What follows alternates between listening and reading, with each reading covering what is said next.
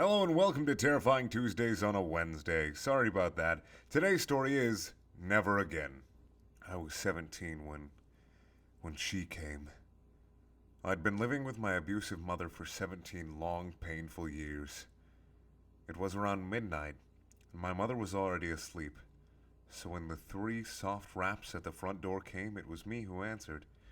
An odd-looking girl stood there, with cheeks pale and colorless, blonde hair and braided pigtails, pink dress torn a little at the hem, feet bare and turning slightly blue from the cold of winter, and black eyes.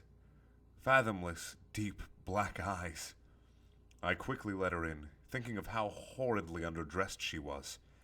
It wasn't until later I'd wonder why she'd not been shivering or even question as to why she was there in the first place. I got her into the living room, wrapping her little form in a thick afghan my grandmother knitted. She held it, though it didn't seem to affect her, and I smiled. "What's your name, sweetie?" A long silence passed, in which she stared at me. I was beginning to be discomforted by her black gaze when she parted her lips and spoke in a soft voice. Lacey Morgan?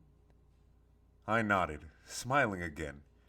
"You can stay here tonight, Lacey," I said, motioning to the couch. She curled up in a little ball, black eyes still on me, and I exited the room. That night I slept soundly, not worrying about my mother beating me or the strange little girl on the couch. When morning came and I trudged into the kitchen, I was greeted with a coffee mug to the shoulder. I gave a feeble shout of pain, staring at my mother.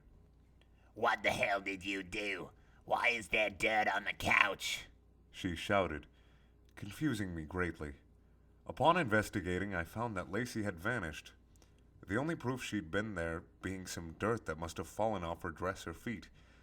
I took responsibility, earning myself a strong hit to the cheek, then left for school.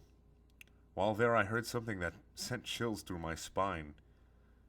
Lacey Morgan was found dead last night. I passed the day waiting for any more news on the subject, but found none. Upon arriving home, the news was broadcasting a live report on her, though. "Lacey Morgan, 6 years of age, was reported dead at 7 last night. Her body was located in the backyard, buried there in her pink dress. So far, there has been no sign of her mother, Marissa Morgan, who is suspected to be the killer. Marissa has reportedly abused Lacey multiple times and may be responsible for her death." Suddenly, a picture of Lacey appeared on the screen. She appeared very close to how she had when I met her. Blonde hair in braids, pink dress, pale face. Only her cheeks had color, and her eyes were baby blue. To most this would seem unimportant, but to me it was. She died before arriving at my house. If what the newscaster said was true, died hours before. I tried to play it off, going about my business. I went to bed early so as not to have to see my mother. It was around midnight when I woke to cool fingers stroking the bruise on my cheek. I sighed, leaning into the small hand. "Never again," Lacey whispered, before her hand vanished. Not 10 minutes later, I heard my mother screaming. I rushed into her bedroom, nearly fainting at what I saw. My mom was thrashing wildly on her bed, a small creature having buried its face into her chest. I could hear the sound of flesh tearing, and my mother's screaming increased in volume. I wished I hadn't gotten up. Later on, I'd tell myself I hadn't, but I had. So when Lacey pulled back from the gaping hole in my mother's chest cavity, I had a plain view of her razor-sharp teeth glinting in the light, glinting with my mother's blood. She smiled innocently at me for a moment before swiftly tearing out my mother's jugular vein. That time I did faint. When I came to, I was in my bed. I walked to my mom's room, morbid curiosity getting the best of me.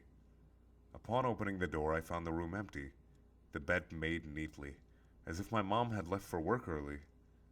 The only oddities were the dirty child's footprints and the open window, showing that Lacey had, in fact, visited.